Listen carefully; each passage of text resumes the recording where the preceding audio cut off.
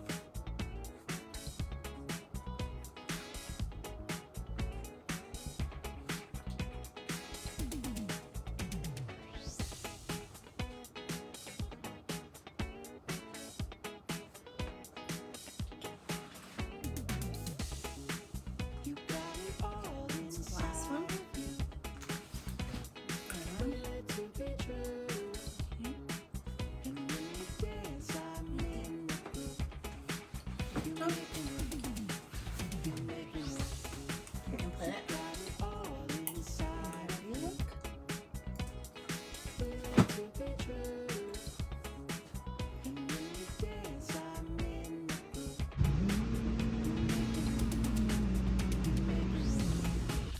She's filling up. Yeah. It's very nice. I already tried it once and it works out fine, draining from that little on-off valve. I'm pleased. Super pleased. It's worth the price, I think. That little tub. See how much higher it goes than the edge of the tub? Yay, yay, yay. So after your bath and draining it, the disassembly is even faster. Like 2 minutes. I take it apart, basically just disconnect the tubes up top, leave the big stabilizing tubes on the side, fold it up, and tuck it underneath my sofa. Hope you guys find a good storage place and enjoyed your soak. See you back on the channel soon. Bye.